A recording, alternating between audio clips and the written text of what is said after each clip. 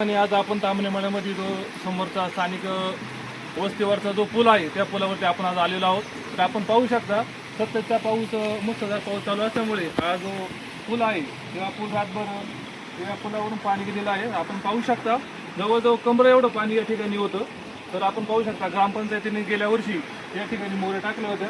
तर मोऱ्या या आपण पाहू शकता या मोऱ्यामध्ये पाणी अक्षरशः मावाना. तर या मोऱ्यांच्या वरून या ठिकाणी पाणी चालू होतं. तर आपण पाहू शकतो या ठिकाणी मुरम काही ठिकाणी वाहून गेलेलं आहे आणि स्थानिक लोकांचं जे जनजीवन आहे ते विस्कळीत झालेलं आहे. तर आपण पाहू शकता या ठिकाणी स्थानिक लोकांची काही घरं आहेत त्या घरांच्या या ठिकाणी पाणी गेलं होतं आणि हा शेतकऱ्याचा गोठा आहे त्या गोठ्यांपर्यंत सुद्धा पाणी लागलेलं होतं आपण पाहू शकता. आणि जी स्थानिक लोकांचा जो रस्ता आहे ये जा करण्यासाठी तो रस्ता या ठिकाणी विस्कळीत झालेला होता आपण पाहू शकता. तर या ठिकाणी काही ग्रामस्थ आहेत आपण यांची या ठिकाणी प्रतिक्रिया जाणून घेऊया. अक्षय भाऊ काय झालं होतं कसं काय पावसामुळे?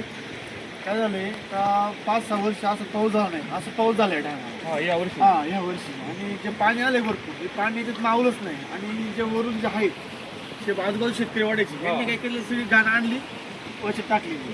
तर बारीक घाण ती निघून जाते. पण आता हे बघा आता हा बांबू बघा हा बांबू काय टाकायची गरज आहे का? आपण गाठा खाऊन 23 रुपयाने बांबू आणतो आणि हे बांबू वड्यात टाकून पण टाकायची तर तुमच्या शेतामध्ये टाका ना. वड्यात काय टाकायची गरज आहे का? त्याच्यामुळं सगळ्या इथं तुंबल्यामुळं काय झालं पाणी सगळं जे मुरून भिलता म्हणजे ग्रामपंचायती मागच्या वर्षी आमचे उपकार काही जाणवलं भांडून करून आम्हाला त्यांनी 4 टोल्या मुरुम दिला त्यांनी तो कमी दिला. आम्ही तरी बोलतो मुरुम आम्हाला जास्त पाहिजे बांधकाम पूर्ण दोन्ही साईडने म्हणजे झालं नसतं.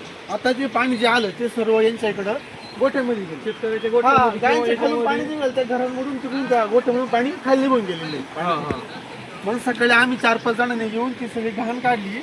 तुम्ही सकाळची पण एक व्हिडिओ आहे तुम्ही चेक करा. सकाळी आम्ही ती घाण काढली ते पाणी काढून दिलं आणि 4-5 मत होते धाबा वगैरे आम्ही सगळं काढून दिलं. असं काय झालं समोर तुम्हाला म्हणलं या बघा कसं काय ग्रामपंचायतीने लक्ष देऊन आहे ना फक्त आम्हाला थोडं 4-5 पहिला डबार देऊन पण मुरुम जर दिला तरी जरा बरं वाटेल. आमच्या एवढं अपेक्षा होती काही नाही. आणि जे काही आहे पुढचं बांधकाम ते आपण मग बघू ग्रामपंचायतीमध्ये. आम्ही आता मागच्या पण ग्रामसभेला बोलवतो आम्हाला त्याचं बांधकाम आम्हाला करून दे दोन्ही साईडनी. ग्रामपंचायत मला बोलवत होते तो करून बघू आता काय होईल ते. सर आपण पाहू शकता इथल्या स्थानिक लोकांची प्रतिक्रिया अशी आहे की गेल्या वर्षी या ठिकाणी या ओढ्यावरती किंवा याच्यावरती मोरे टाकल्या होत्या आणि त्यांचं म्हणणं असं आहे की या ठिकाणी मुरुम आहे तो कमी प्रमाणात टाकलेला होता. त्यामुळे या ठिकाणी जो पाऊस अक्षरशः एवढा पाऊस झाला आहे की अक्षरशः या रस्त्यावरचा किंवा इथला जो पुलावरचा जो मुरुम आहे तो मुरुमसुद्धा अक्षरशः वाहून गेलेला आहे. तर दोन्ही साईडने आता यांचं स्थानिक लोकांचं या ठिकाणी ग्रामस्थांचं म्हणणं असं आहे की आता पाऊस जर कमी झाला तर ग्रामपंचायतीने दोन्ही साईडनी बांधकाम करून आणि या ठिकाणी व्यवस्थित मुरुम टाकून द्यावा अशी या स्थानिक लोकांची ग्रामस्थांची मागणी आहे.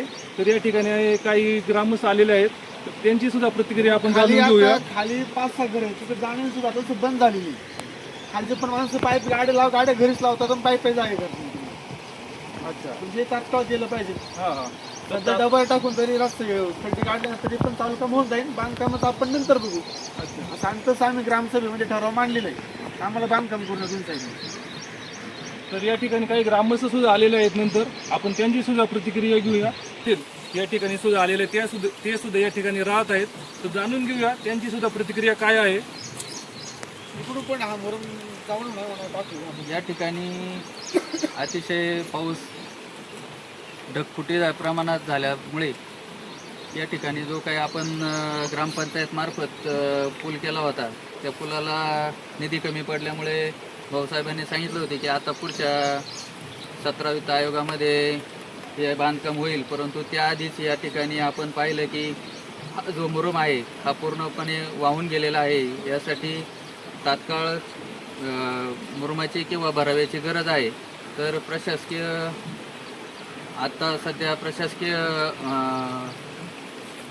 ग्रामपंचायतीमध्ये प्रशासकीय कारभार असल्यामुळं तात्काळ या ठिकाणी मुरुम टाकून भरावा करून घ्यावा अशी आमची सर्वांची ग्रामस्थांची विनंती आहे. कारण यापुढे जे ग्रामस्थ बरेचसे लोक राहत आहेत त्या लोकांना इकडं जाण्या येण्यासाठी फक्त हाच वहिवाट आहे. त्यामुळे या ठिकाणी त्यांनी भरावा करून द्यावा ही विनंती.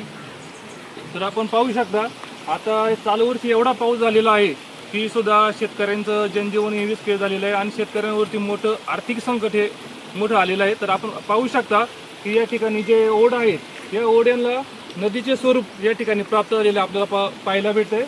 तर चालून आपण बघूया. केतन तामाणे, शिवजन्मभूमी न्यूज, जुन्नर.